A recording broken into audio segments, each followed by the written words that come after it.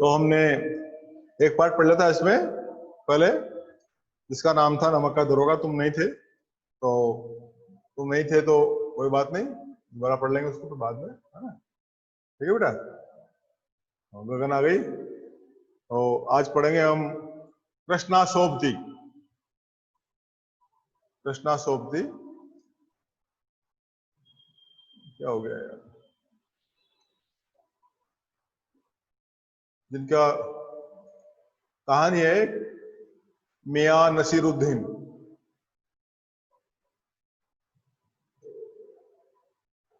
तुम्हारा फोटो आ रहा है इसमें।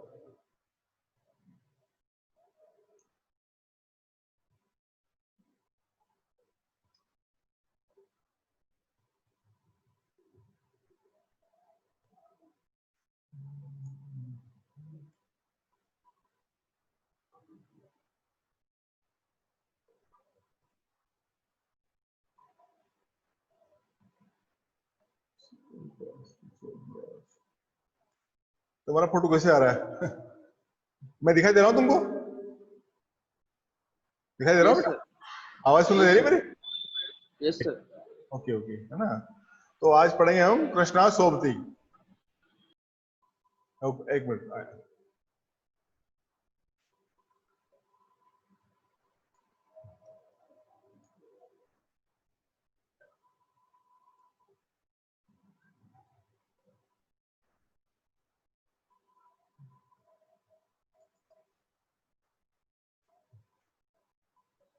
ठीक है बेटा? आवाज आ रही है मेरी? Yes sir. गगन, गगनदीप आ गई?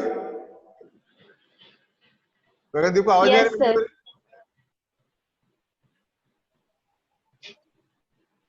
आवाज मिल रही बेटा गगन? Yes sir. ओके बेटा। पूजा नहीं आए? पूजा, मल्होत्रा वगैरह बहुत सारे लोग नहीं आए थे। ठीक है, कोई बात नहीं। तो हमने उस दिन पढ़ लिया था बेटा नमक का दरोगा, और आज पढ़ेंगे हम कृष्णाशोभती।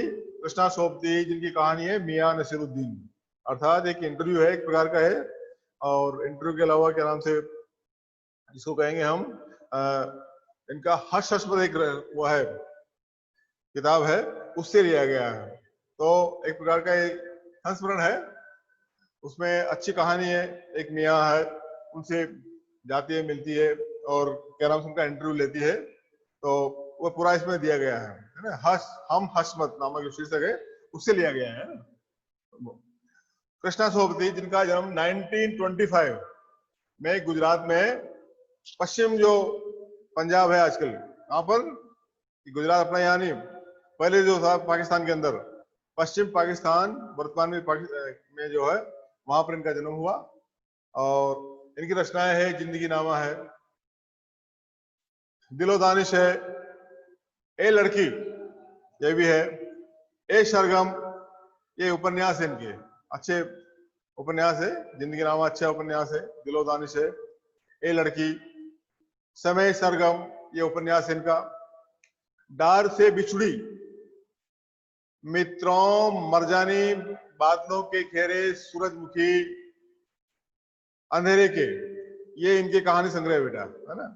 ये याद रखना है आपको, सारी चीजें याद रखनी है ना? पाठ के साथ साथ लेखक परिचय वो भी आपको याद रखना है। हम हसमत के आलोक में, शब्दों के आलोक में एक शब्द चित्र संस्मरण है ना? इनको सम्मान भी मिला है, कुछ साहित्य अकादमी सम्मान मिला है, हिंदी अकादमी का शलाका सम्मान मिला है इनको, और साहित्य अकादमी की महत्व सदस्यता भी आपको मिली है।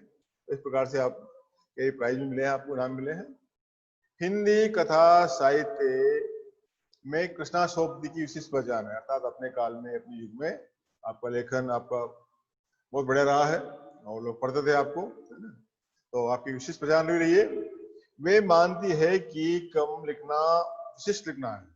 उनका मानना था कि कम लिखो, ऐसा नहीं ज्यादा लिखो, बहुत सारा लिखो, बहुत सारी किताबें लिखो, थोड़ा लिखो, कम लिखो, लेकिन अच्छा लिखो। जो भी लिख रहे हो अच्छा लिखो, बढ़िया लिखो, ताकि लोग पढ़े उसको, और लोगों के दिलों पर, लोगों के मर्म पर, हृदय पर वो चीज हमेशा याद रहे, ऐसी चीज पढ़ो। यही कारण है कि उनके संयमित लेखन और साफ सुथरी रचनात्मकता ने अपना एक नया नित नया पाठक वर्ग बनाया। अर्थात जिस जमाने में लिखा करती थी ये। और उस समय एक अलग से पाठक वर्ग बन गया इनका, किताबों का लिखने वाला। ये पूछा, अरे भाई चलो कृष्णशोभती की किताब आई क्या, तो रचना आई क्या, तो इस प्रकार से एक अपना एक वर्ग बन गया इनका। उनके कई उपन्यासों, लंबी कहानियों और संस्मरणों ने हिंदी के साहित्यिक संसार में अपनी दीर्घजीवी उपस्थिति सुनिश्चित की है। अर्थात चाहे कहानियां लिखी हो उन्होंने, चाहे उपन्यास लिखे हो, जो भी लिखा हो उन्होंने, उसमें आपकी लंबी क्या चौड़ी के नाम से वो लंबे दीर्घकालीन जो एक उपलब्धि रही है वो। उन्होंने हिंदी साहित्य को ऐसे यादगार चित्र दिए हैं जिन्हें अमर कहा जा सकता है। पात्र होता है ना, कोई भी रचना है उसके अंदर कोई पात्र होता है, वो पात्र अमर बन जाता है। जैसे मित्रों है, शाहनी है, हशमत है, ये ऐसे पात्र हैं जो लोगों की जुबान पर, लोगों के दिल दिमाग पर, लोगों के मस्तिष्क पर बैठ गए हैं कि वो उसका रचना में पढ़ा, मित्रों, शाहनी और हशमत आदि। भारत पाकिस्तान पर जिन लेखकों ने हिंदी में काल ये रचनाएं लिखी है, उनमें कृष्णा सोबती का नाम पहली किताब में रखा जा सकता है। प्रमुख नाम है आपका, जो बहुत से देश विभाजित हो गया, बहुत से लोग पाकिस्तान चले गए, उससे पहले तो सब यही थे, लेकिन पाकिस्तान के बारे में, वहाँ के पात्रों के बारे में, वहाँ के क्या नाम से जो जीवन जीवन के बारे में लिखने वाले हैं, उनमें कृष्णा सोबती का अपना एक स्थान है। और बल्कि ये कहना उचित होगा कि यशपाल जो आप पात्र थे, वो सॉरी राइटर हैं अपने पंजाब के, इनका जन्म पंजाब में हुआ था। और उनकी क्या नाम से कहानी है झूठा सच। झूठा सच अच्छी एक उपन्यास है। मासूम रजा के आधा गांव, मासूम रजा नाम जानते हैं आप, खत्म हो गए हो, जिन्होंने महाभारत में क्या नाम से अपने संवाद लिखे थे। और एक पाठ है, पढ़ा हुआ 10th में अपने मासूम रजा का। भीष्म साहनी के तमस्वी चित्र वो आया करता था, क्या नाम से, सीरियल टीवी के अंदर, तो बड़ा लंबा चला था तमस, बड़ी अच्छी कहानी थी उसके अंदर। भीष्म साहनी जो उसके राइटर थे, उन्होंने लिखा था कि साथ साथ सब दिने का जिंदगी नामा इस प्रसंग में विशेष प्रधान। अर्थात इन्हीं कड़ी में, इन्हीं उपन्यासों के साथ, इन्हीं रचनाओं में के साथ कृष्णा सोबती का जो लिखा है क्या नाम से पाठ, जिसका नाम है जिंदगी नामा, वो बड़ा अच्छा प्रसिद्ध रहा है, विशिष्ट उपलब्धि रही है उसमें ये, ठीक है। और संस्मरण के क्षेत्र में हम हशमत, अर्थात संस्मरण लिखते हैं ना, यादगार जो भी चीजें हैं, उसमें हम हशमत नामक एक किताब है इनकी। उनकी कृति का विशिष्ट स्थान है, जिसमें अपने ही एक दूसरे व्यक्तित्व के रूप में उन्होंने हशमत नामक चरित्र का सृजन कर एक अद्भुत प्रयोग का उदाहरण प्रस्तुत किया है। कृष्णा जी के भाषिक प्रयोग में विविधता है। लिखती है तो हिंदुस्तान में थी, पाकिस्तान चले गई बाद में, भाषाओं का फर्क पड़ता है, यहाँ पर कौन सी भाषा है, फिर वहां जहाँ रहती है वहाँ अलग भाषा है, तो भाषा सीख लेते हैं और अपने लेखन में इनका प्रभाव आ जाता है। कृष्णा जी के भाषिक प्रयोग में भी विविधता है। उन्होंने हिंदी की कथा भाषा को एक विलक्षण ताजगी दी है। अर्थात जो हम हिंदी लिखते हैं भाषा, उसमें उर्दू भी आती है और ऐसे कई शब्द जिसको बोलते हैं हिंदुस्तानी, प्रेमचंद ने नाम दिया था उसका हिंदुस्तानी भाषा, इसमें हिंदी उर्दू जैसे शब्द आते हैं और अच्छी लगती है भाषा। तो इस प्रकार से वो लिखा करती थी। संस्कृत निष्ठ भाषा जो शब्द तत्समता है, अर्थात संस्कृत की जो शब्द है उनकी जो तत्सम जो वास्तविक जो संस्कृत शब्द है उनका प्रयोग किया है। उर्दू का बांकपन, उर्दू की जो अच्छी भाषा है उसका प्रयोग किया है। पंजाबी की दिनान जिंदादरी वो भी लिखा आपने। ये सब एक साथ उनकी रचनाओं में मौजूद है। अर्थात ये सारी बातें की रचनाएं जो हम पढ़ेंगे आपको देखने को मिलेगी, और भी रचनाएं आप उनकी पढ़ते हैं उनमें आपको देखने को मिलेगी, सब मौजूद है। पंजाबी भी मिलेगी आपको, उर्दू भी मिलेगी आपको, संस्कृत की जो तत्सम शब्द जो वाली भाषा वो भी आपको मिलेगी, और अपनी मानक हिंदी भी आपको इसमें मिलेगी। तो ये सब चीजें आपको देखने को मिलती है। मियां नसीरुद्दीन एक पाठ है, बड़ा अच्छा पाठ है, बड़ा इंटरव्यू है। एक मियाँ जी है जो रोटी बनाते हैं, कई तरह की रोटियां बनाते हैं, उनका एक इंटरव्यू लिया गया है इसके अंदर, सब चित्र खींचा गया मतलब ना, में हम हशमत नामक संग्रह से लिया गया, जो इनका हम हशमत जो एक वो है उससे लिया है। इसको छोटा भाग हिस्सा है, पूरा नहीं है। तो इसमें खानदानी नानबाई मियां नसीरुद्दीन के व्यक्तित्व, रुचियों और स्वभाव का सब चित्र खींचा गया है। अर्थात खानदानी, जिनका दादाजी, परदादाजी और जो भी परिवार चलता आ रहा है, वो क्या नाम से खानदानी रोटियां बनाने का काम करते हैं, कहाँ पर, राजाओं के यहाँ। तो वो भी एक खानदानी है। अब राज तो चले गए, अब तो क्या नाम से राज के लोकमत आ गया, जनमत आ गया, पहले तो राजाओं के राज थे, सब उनकी चलती थी है। आज तो क्या नाम से लोकतंत्र है, तो लोकतंत्र चला ही नहीं, लेकिन फिर भी वो काम करते हैं अपना जो रोटियां बनाने का। तो उनके जो व्यक्तित्व, उनका व्यक्तित्व कैसा है, उनमें क्या क्या रुचियां हैं, क्या काम कर लेते हैं वो, और उनका स्वभाव कैसा है, का सब चीज मतलब अच्छा है, उनको एक संस्मरण के रूप में खींचा है। मियां नसीरुद्दीन अपने मसीहाई अंदाज से रोटी पकाने की कला और उसमें अपने खानदानी महारत को बताते हैं। आज जो रोटी बनाते हैं, देखो हम कितनी अच्छी रोटी बनाते हैं, हमारे दादा परदादा अबू महाबापू क्या नाम भी है जितने भी थे, वो कितनी अच्छी रोटियां बनाते थे, वो सारी कला का ऑपरेशन सबके सामने करते हैं। वे ऐसे इंसान का भी प्रतिनिधित्व करते हैं जो अपने पैसे को कला का दर्जा देते हैं। खानदान तो काम है ही, लेकिन उसमें भी कला भी है। अगर कला नहीं हो तो खानदान किस काम का, मतलब ये जो चीजें हो किस काम की।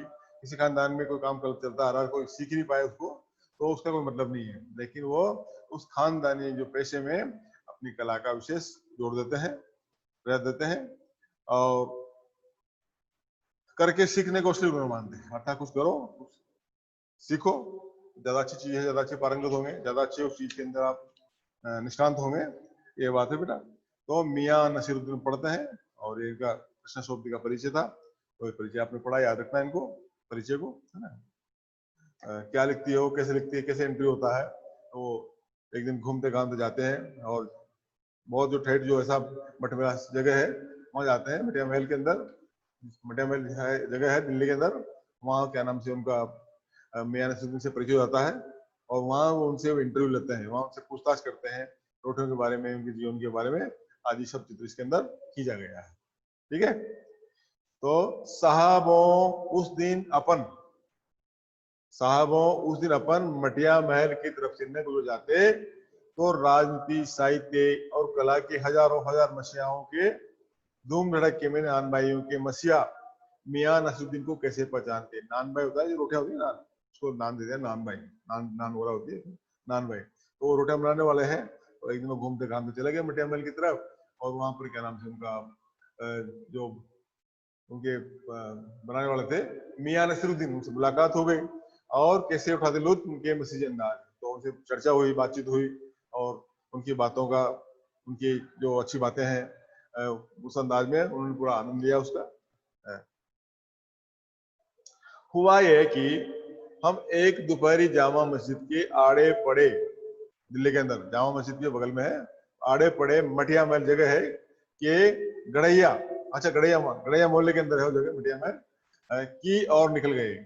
एक निहायत मामूली अंधेरी सी दुकान पर पटापट आटे का ढेर सनते देख छिटके आवाज आ रही है, वहां पर आटा सना जा रहा है, आटा सन्ना, आटा को गूंथना, तो काम चल रहा है वहां पर, और आवाज आ रही पटापट रोटियां बनाने की और रोटियां में क्या नाम से सेकने की। तो वहां पर वो रुक गए, देखा उन्होंने क्या चल रहा है, क्या हो रहा है यहाँ पर, रुके। सोचा सेवइयों की तैयारी होगी। सेवइयां होती है जिसे अपने वो बनाते हैं, क्या नाम से लंबी लंबी निकलती है, सेवइयां बोलते हैं। पर पूछने पर मालूम हुआ कि खानदान नान भाई मियां नसीरुद्दीन की दुकान पर खड़े हैं। देखा कि क्या है, क्या बन रहा है यहाँ पर, क्या चल रहा है। तो पता लगा कि वो जो नान भाई है, जो रोटी के उस्ताद है, रोटियां बनाने वाले हैं, तो उनके पास में खड़े हैं। मियां मशहूर है 56 किस्म की रोटियां बनाने के लिए, अर्थात जो मियां जी है मियां नसीरुद्दीन, वो फेमस है, किस लिए फेमस है, 56 तरह की रोटी बनाते हैं। नाम भी दिया कुछ रोटियों बाद में, पीछे इसमें पढ़ने में आएगा अपना। तो 56 तरह की रोटियां बनाते हैं, और रोटी होती है, रोटी सब तरह की होती है, और रोटी का अपनी रोटी का अपना अपना स्वाद है, अपना जायका है, तो सब पसंद करते हैं। तो वो 56 तरह की रोटियां, 56 प्रकार की रोटियां बनाते हैं, इसलिए प्रसिद्ध है, फेमस है। सेवा जो नान भाई की जो गड़ैया मोहल्ला है, क्या ना वो सॉरी, वहां पर सब आते जाते हैं, उनके बारे में चर्चा करते हैं। हमने जो अंदर झांका तो पाया, लेखक ने अंदर देखा वहां, तो क्या पाया कि मियां चार पाए पर बैठे बीड़ी का मजा ले रहे हैं। मियां क्या कर रहे हैं, बीड़ी पी रहे हैं। पुराने लोग हैं, बुजुर्ग लोग हैं, अनपढ़ है, जो थोड़े बहुत पढ़े लिखे होंगे और बीड़ी का शौक है, तो बीड़ी पी रहे हैं वहां पर। बीड़ी कैसे पीते हैं सभी जानते हैं, सब देखते हैं वीडियो को, है ना। मौसमों की मार से पका चेका। मौसम, रोटी को कहता, एक तरफ धूप हो रही है, रोटी बनाई जा रही है, मौसम भी गर्मी का है, उसकी मार से जो उनका चेहरा पका हुआ हो गया। आंखों में काइयां, भोलापन, और आंखों में बड़ा काइयां, जो भोलापन चेहरा है वो दिखाई दे रहा है। और पेशानी पर मजे हुए कारीगर के तेवर। पेशानी चेहरा है ना, पेशानी, उस पर जैसे कोई मजा हुआ है, कोई जानकार है, अच्छा, उस प्रकार के तेवर, इस प्रकार का उनका जो तरीका है वो उनके चेहरे पर दिखाई दिया। हमें ग्राहक समझ में आने नजर उठाए। बीड़ी पीते पीते जब हम पहुंचे वहां, तो पहुंचे तो हमारे ओर देखा, नजर उठाई है और कहा फरमाइए। फरमाइए मतलब बोलिए, क्या बात है। फरमाना, आदेश देना, फरमाना अर्ज करना, अर्ज करना मतलब अच्छों के लिए कहते हैं, फरमाना कोई जो अपने आप बोलता है। फरमाइए, बोलिए, क्या काम है ना। झिझक से कहा, हमने भी बोला झिझक से, डरते डरते, कि आपसे कुछ एक सवाल पूछने थे, कुछ एक बातें आपसे पूछनी, बात करनी है, आपको वक्त हो तो, आपके पास समय हो तो, है ना। मियां नसीरुद्दीन ने 5000 अंदाज मिस्री लाया। निकाल लेंगे वक्त थोड़ा, पर ये तो कहिए आपको पूछना क्या है, क्या बात है, क्या है, किस चक्कर में आया आप, ऐसी कौन सी जानकारी लेना चाहते हैं। आप पत्रकार हैं या कोई और है, और वो डर लगता है, पत्रकार को डर लगता है कि किस चक्कर में आया हम तो जो भी पूछेंगे बता देंगे, आपको सारी बातें बताएंगे, लेकिन आप है कौन। फिर घूर कर देखा और जोड़ा, उसके साथ कहा आगे, बोले मियाँ कहीं अखबार नवीस तो नहीं हो, अर्थात आप कोई अखबार वाले या कोई पत्रकार तो नहीं हो, जो पत्रकारिता, जो रोटियों के बारे में या कुछ हमारे पेशे के बारे में, हमारे रुचियों के बारे में जानकारी ले रहे हो। ये तो खोजों की खुरापात है, जैसे खोजी लोग होते हैं वो खुरापात कर लेते हैं, ढूंढते ढूंढते हमको आ गए यहाँ पर है, या आपको अखबार में देना होता है, लिखना होता है, मैटर चाहिए नया नया, तो इसलिए भी आप आ गए हो। हम तो अखबार बनाने वाले और अखबार पढ़ने वाले दोनों को ही डल्ला समझते हैं। क्या बोलते हो कि अखबार जो बनाता है, अखबार जो चलाता है, अखबार लिखता है, या क्या नाम से समाचार पत्र है, निठल्ले बेकार लोग, कोई काम नहीं इनका, इधर का उधर, उधर का इधर है, यहाँ घूमे वहाँ लिखा हुआ लिखा है, इस प्रकार से निठल्ले इधर काम करते हैं। हाँ, काम काजी आदमी को इसमें क्या काम, अर्थात जो काम करने वाला है, जो मेहनत करता है, जो क्या नाम से परिश्रम करता है, अपने काम में लगा रहता है, उसको इन अखबार वालों से क्या काम है। खैर, जब आप आई गए, आप यहाँ तक पहुंचे, यहाँ तक आने की तकलीफ उठाई आपने, तो पूछिए क्या पूछना चाहते हैं, अर्थात क्या सवाल है आपके, उन सवालों का जवाब हम देंगे। जब आई गए तो अपना काम कर लीजिए, और हम भी बैठे बैठे आपको कुछ बात बता देंगे, जो भी आप हमको आप पूछेंगे तो पूछिए आप क्या बात है। पूछना यह था कि किस्म किस्म की रोटी पकाने का इल्म आपने कहाँ से हासिल किया। यही मुझे इतना पूछना था आपसे कि आपने जो रोटियां बनाई का जो इल्म, जो शिक्षा प्राप्त की है, जो तालीम आपने ली है, वो तालीम आपने कहाँ से प्राप्त की, तालीम ली है या अपना खानदानी जो है उससे थोड़ा सीखते आए हैं, किस प्रकार से आपने ये सीखा है, हासिल किया, प्राप्त किया अपना काम, जो भी आपके अंदर हुनर है, जो भी आप रोटियां बनाते हैं तरह तरह की है, हर कोई आदमी को बस की बात नहीं है ये तरह की 56 प्रकार रोटी बना ले, लेकिन आपने जो 56 प्रकार की रोटियां बनाना सीखा है, इसकी शिक्षा आपने कहाँ से ली है, ये हमको पूछना था। मियां नसीरुद्दीन ने आंखों के कंचे हम पर फेर दिए, कंचे होते आंखें, वो घुमाई किसकी ओर, पत्रकार की ओर, फिर तरेर कर बोला, घुमा कर बोला, क्या मतलब, क्या कहते हैं आप, क्या क्या आपका कहने का मतलब क्या, पूछे साहब।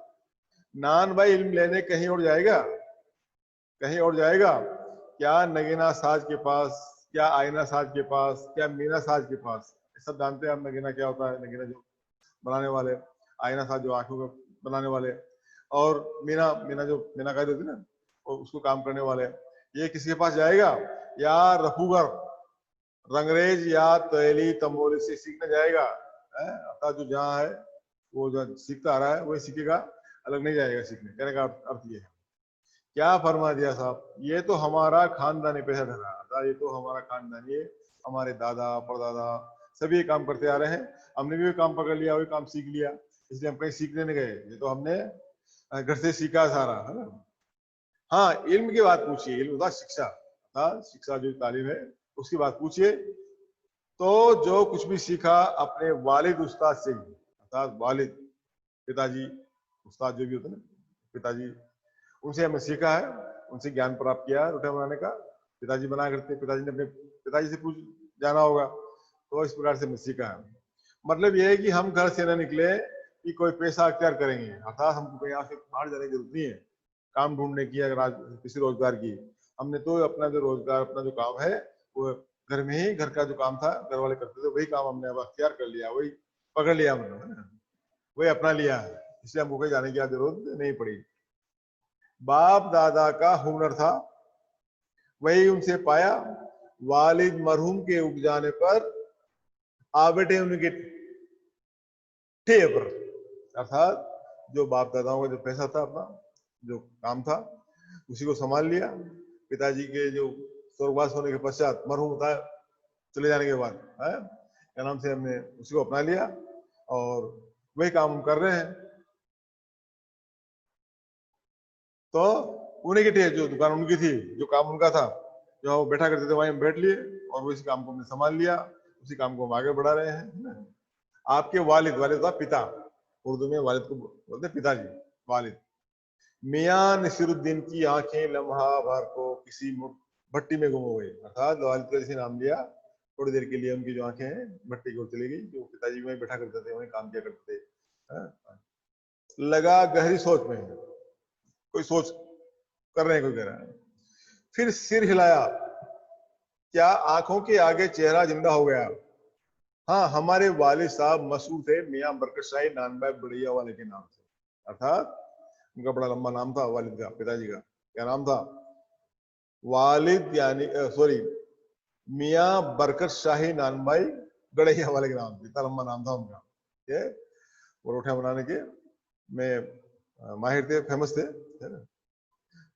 और उनके वालिद, उनके मतलब हमारे परदादा, दादा सॉरी दादा, उसको कहते पिताजी के पिताजी, दादा, वो बोलते हैं वालिद, यानी हमारे दादा साहिब थे आला नानबाई मियां कल्लन, जिनका नाम था, क्या नाम था, आला, आला था फेमस, नानबाई रोटियां बनाने वाले, मियां कल्लन, कल्लन तो जो भी मुस्लिम जो समाज है उर्दू में का नाम है, उनके नाम है कल्लन। तो इस प्रकार से मेरे दादाजी का नाम था कल्लन। आप इन दोनों में से किसी किसी को भी कोई नसीहत याद हो? लेखक ने पूछा, पत्रकार ने पूछा कि आपने इनसे कोई अपनी जो कोई बात है, कोई शिक्षा है वो पाई है, जो आपको अब तक याद हो, जरा बताएं उसके बारे में। पत्रकार आप जानते हैं इस प्रकार के प्रश्न पूछते हैं, अंदर तक के प्रश्न पूछते हैं, छोटे प्रश्न पूछते हैं। तो उन्होंने पूछा कि क्या आपको कोई इनकी कोई नसीहत, कोई शिक्षा जो उन्होंने दी हो आपको, जब आप काम करते थे तो आपने सीखी हो, याद हो, बताए। उसमें मियाँ बोलते हैं नसीहत काहे की मियाँ, अर्थात क्या शिक्षा, मियाँ मियाँ मतलब उनको लेखक को बोल रहे हैं, काम करने से आता है, नसीहतों से नहीं। अर्थात शिक्षा शिक्षा से आती नहीं आती है, काम तो जो करेंगे हम तब तो काम आएगी। इस प्रकार का विचार है उनकी, रुचियां उनकी, इस प्रकार का जो बात करने का ढंग है उनका। कहते हैं कि काम तो करने से आता है, नसीहतों से नहीं, शिक्षा से नहीं। हाँ, वजह फरमाया है, ऐसा आपने ठीक कहा, वजह मतलब अच्छा उचित बात कही है आपने। पर ये तो बताइए कि जब आप हमने भट्टी की और इशारा किया, इस काम पर लगे तो वालिद साहब ने सीख के तौर पर कुछ तो कहा होगा। कहा कि जब आप दादा, जो पिताजी जब काम किया करते थे तो भट्टी की ओर फिर बैठा करते थे या बना करते थे, उसमें कुछ तो कहा होगा, उन्होंने बताया होगा कि भाई ऐसे बनाते हैं रोटी, ऐसे सिकाई करते हैं, अग्नि इतने रखते हैं, रोटी को इस तरह घुमाया जाता है, फिराया जाता है, ये कहा होगा। नसीरुद्दीन साहब ने जल्दी जल्दी दो तीन कश खींचे, कश काय के, बीड़ी के, बीड़ी पी रहे थे वो, अर्थात बातों में दो तीन कश खींच गए, फिर गला साफ किया, फिर पी गए और बीड़ी पी के गला साफ किया करके, और बड़े अंदाज से बोले, थोड़ा जोर आ गया, ताकत आ गई, थोड़ी शक्ति आ गई। अगर आपको कुछ कहलवाना ही है तो बताइए, देते हैं। आप जानो, जब बच्चा उस्ताद के यहाँ पढ़ने बैठता है तो उस्ताद कहता है, सिखाता ना बच्चा, उस्ताद होता मास्टर, उस्ताद यानी गुरुजी, तो वह बच्चों को सिखाते हैं कि बोल कहे अलिफ, हमारे हिंदी में से ए बी से वो ये होता है ना, अंग्रेजी से ए बी सी डी होता है, उसी प्रकार से उर्दू के अंदर बोलो अलिफ, सिखाता बच्चा। बच्चा कहता है अलिफ, जैसे गुरुजी बोलते हैं बच्चा उसी बोलता है, बच्चा उसके वो करता है, क्या नाम से कहा है बे। दूसरा शब्द इसमें उर्दू का जो इनकी वर्तनी है वर्णमाला है उसमें अलिफ, अलिफ के बाद बे, और बच्चा कहता है बे, जैसे हमारे बोलते हैं ना, बोलो ए, बोलो आ, बोलो ई, बोलो ए, बड़ी, इस प्रकार से उर्दू में सब सिखाए जाते हैं। अंग्रेजी में सिखाते हैं आपको, आपने सीखे होंगे अंग्रेजी में, शुरू में जब पढ़ने जाते हो या जब नर्सरी पढ़ते होंगे तो बोलो ए अंग्रेजी में, बी सी डी, ऐसे थोड़े थोड़े याद होती है, और फिर एक प्रकार पूरी वो जो उसकी वर्णमाला है वो आपको याद हो जाती है। जिम, उसके बे के बाद आता है जिम, बच्चा कहता है जिम, जैसे गुरुजी बोलते हैं, जैसे मास्टर जी बोलते हैं, जैसे अध्यापक पढ़ाते हैं, उनके पढ़ाने का अनुसरण बच्चे करते हैं। इसी बीच उस्ताद जोर का एक हाथ से पकड़ता है और शागिर्द चुपचाप परवान करता है। तब शागिर्द परवान मतलब उन्नति करना, समझे साहिब, ऐसे बातों बातों में बातें चल रही है और अपने जो काम कर रहे हैं उनको भी देख रहे हैं। एक तो पढ़ाई ऐसी और दूसरी बात बीच में छोड़ सामने से गुजरते मीर साहब को आवाज देने लगी। सामने से रोज मीर साहब निकलते होंगे, रोज बातें होती होगी उनकी, तो बातों बातों में इधर बात चली रही है, पत्रकार साहब से बात हो रही है उनकी, और दूसरा ध्यान भी और रख रहे हैं अपने जो आसपास के लोगों का भी ध्यान है, उनका कौन आ रहा है कौन जा रहा है, और अपने जो काम करने वाले हैं उनका भी अपना ध्यान जा रहा है। इस प्रकार से वो सामने निकले कौन, मीर साहब, तो उन्होंने आवाज डाली। क्या आवाज डाली, कहो भाई मीर साहब सुबह न आना हुआ, कि सुबह सुबह हो जाते होंगे, आज नहीं आ रहे, आए होंगे, आज कोई कारण होगा उनका, हो जाता है काम लेट से, तो आज आपका आना नहीं हुआ, सुबह न आना क्यों, ऐसा क्यों हुआ। मीर साहब ने सिर हिलाया, अर्थात सामने इनको देखा मियां नसीरुद्दीन की ओर और अपना सिर हिलाया। मियां अभी लौट के आते हैं तो बताएंगे, और आगे जा रहे होंगे, थोड़ा काम होगा कहीं, अभी लौट के आते हैं बताएंगे क्यों नहीं आए, क्यों लेट से आए, क्यों देरी से आए, क्या काम था ऐसा, या क्या घर पे क्यों देरी हो गई, जो भी कारण रहा होगा मीर साहब आके बताएंगे। आप दूसरी पढ़ाई की बाबत कुछ कह रहे थे ना, फिर वापस पत्रकार से बात लग गए। पत्रकार साहब से कहते हैं कि आप दूसरी जो पढ़ाई जो बारे में बात कर रहे थे, पढ़ाई और कैसे सीखा आपने, या अपने जो खानदानी वो है क्या नाम से रोटी बनाने काम, वो उसे सीखा, तो फिर से प्रश्न पूछा। इस बार मियां नसीरुद्दीन ने यूं सिर हिलाया कि सुकरात हो। सुकरात जानते हो ना, सुकरात जो बहुत ही हमारे साहित्य के अंदर, सॉरी इसमें प्रकृतिवादी थे वो, और मनोविश्लेषक थे सुकरात, तो उनकी तरह सिर हिलाया। हाँ हाँ, एक दूसरी पढ़ाई भी होती है, सुनिए, अर्थात वो पढ़ाई सी जो सीखी जाती है, अर्थात जो आप देख रहे हो ना, इसमें कोई मतलब नहीं है, ऐसी बात होगा, लेकिन अब बातें हैं, पाठ लिखा है, कहानी लिखी है, और ऐसी ऐसी बातें जो पत्रकार जो पूछते हैं और जो जवाब देते हैं, किस तरह से लोगों से जवाब उनसे मिलते हैं, वो सारी बातें आप देख रहे हो, है ना।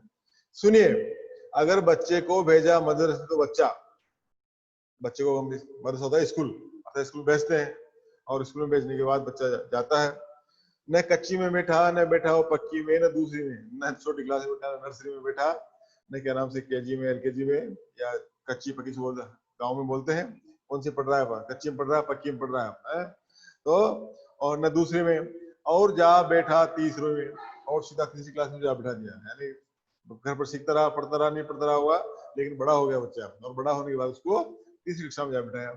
चलता है, गाँव में होता है सारा, है ना, पहले हुआ करता था, आज भी वो करते थे ऐसा, बच्चों को एक साथ तीसरी में दूसरी में बैठा देते हैं।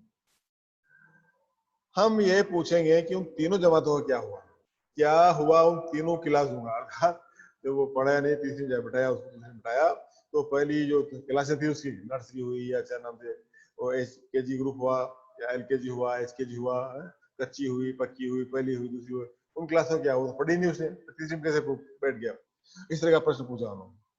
अपना ख्याल था कि मियां नसीरुद्दीन नानभाई अपनी बात का निचोड़ भी निकालेंगे, पर वह हमें बर्दाश्त करें, अर्थात वो कहेंगे, वो कोई बात कहेंगे हमसे और पूछेंगे प्रश्न, लेकिन जो बात है वो हमसे कहते रहे, हमसे पूछते रहे, हमसे जवाब करते रहे। आप ही बताइए उन 2-3 जमातों का क्या हुआ है? ये बात मेरी समझ के बाहर है, इस तरह की भी बात चल रही है, थोड़ा बचा पढ़, और कल इसको पढ़ेंगे, बेटा टाइम हो गया आज, है ना, ठीक है। बात समझ में आ रही है आपको मेरी? Gagan, yes sir. Mehrotra, yes sir. Yes sir. आ रही बेटा? Yes sir. समझ आ रहे? नहीं आए तो दोबारा जिस दिन का होता ना वो बता देंगे आप, कोई बात अगर रह जाए बीच में, ये तो ऑनलाइन सिस्टम है ना, तो ठीक है। Yes sir.